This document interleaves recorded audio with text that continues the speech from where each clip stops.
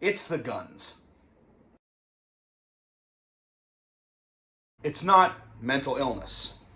Okay, the United States does not have a monopoly on mental illness. There are countries out there on this planet that have just as high a percentage of their population with depression, with anxiety, with all kinds of mental illnesses, and you don't see anywhere near the same amount of violence as you do here in the United States. It's not mental illness.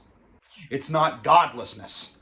All right? In other countries in the world, there are just as many godless heathens as there are here in the United States. All right? Still not the same level of gun violence. Not at all. And it's not violent video games or violent music or, whatever media people are consuming. It's not social media.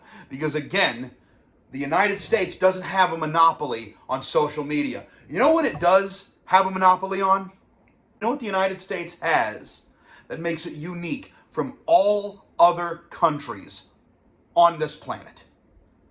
Guns. We have more guns in this country than we have people. Okay? It's the guns. And I've said this before, and I will say it again. I love guns. I think guns are really cool. One of my favorite shows growing up was Tales of the Gun on the History Channel. I've seen almost every single episode. And used to be able to watch pretty much all of them on YouTube, but they've been kind of removed here and there. There's some. But the point is, I love guns. I love the history of guns. I love the aesthetics of guns. I think guns are really awesome. However, I am not so obsessed with guns to the point where I believe dead and dying children are a necessary sacrifice for me to have unfettered access to them. That is psychotic. Like I said before, it is not simply the guns in the country that are the problem. It's the gun culture that we have. We have an entire generation of Americans who legitimately think that if they pick up a gun, all of a sudden they're John fucking Rambo. In 2023, so far, there have been 129 mass shootings and almost 10,000 gun deaths in 2023. It's March. It's been asked before, and it needs to be asked again. And again, and again, and again, and again, and again, and again, and again. What's it going to take? What's it going to take? How many children and teachers in schools need to die for something, anything, to change? Of course, it doesn't matter what happens or what anybody says.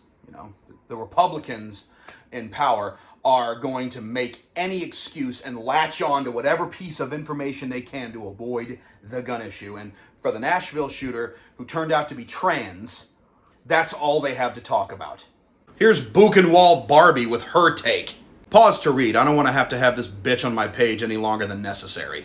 It's not just her either.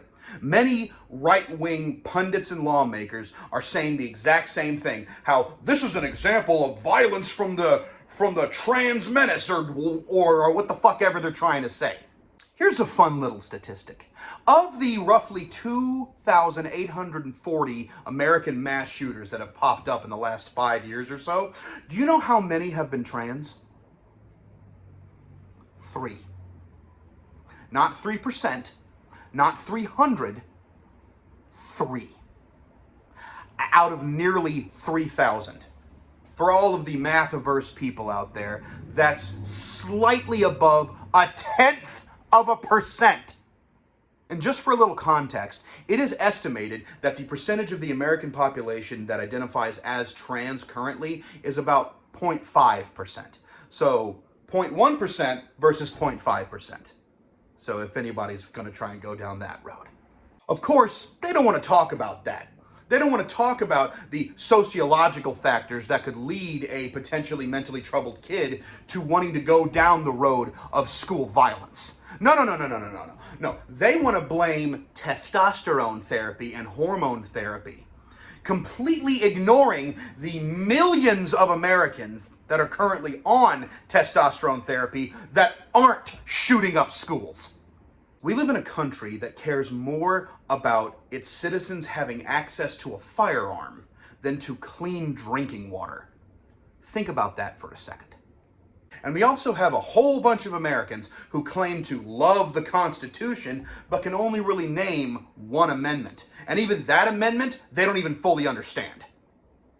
And before I go on, I'm just going to say this right now. If any of you rifle-sucking, pistol-fucking, ultra-conservative, gun-nut assholes want to come to me and say, oh, the purpose of the Second Amendment is to defend against tyranny, save your breath, okay? Your brain could probably use the oxygen. James Madison took copious notes during the Constitutional Conventions. And in those notes, it is clearly stated that one of the intended purposes of the Second Amendment was to allow slave owners to be able to adequately put down slave rebellions without having to wait for the federal militia to mobilize. All right? If you don't like that, if you don't agree with it, too bad. Facts don't care about your feelings, okay? Besides, how you feel about it isn't important. What is important is it's the guns. This most recent shooting at a Christian elementary school in Nashville is coming on the heels of Tennessee's ban on drag shows to, quote, protect children.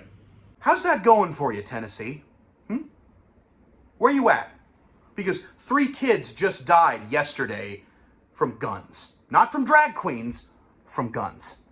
It's been said before, but it needs to be reiterated. All right? Guns are now the #1 killer of children in the country. More than cancer, more than car accidents, it's the guns.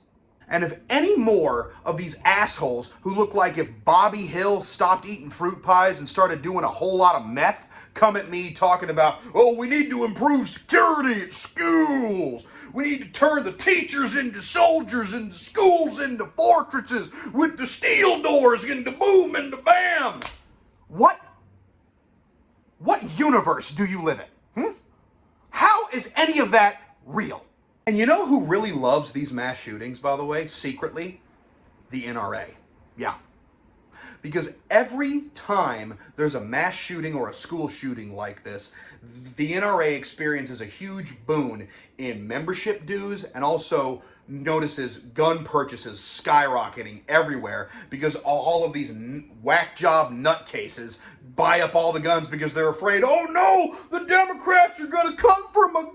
Oh no. In recent years, the United States government has taken rights away from women, from LGBTQ plus people, from many marginalized communities. They haven't taken any rights away, however, from gun owners. Shut up. If you live in any of these communities, Nashville, Orlando, Parkland, Midland, Boulder, Colorado Springs, Newtown, any of these towns and cities in the United States that have been unfortunately immortalized by unbelievable and unimaginable violence. First of all, I am so sorry. And I cannot imagine the trauma that you are experiencing. And I hope that you can make it through it. That being said, if you do live in any of these communities, the next time you get a chance to vote, consider voting out all of these people who have been bought and sold by the gun lobby and do not care about your children. Consider that. Thoughts and prayers won't solve this. It's the guns.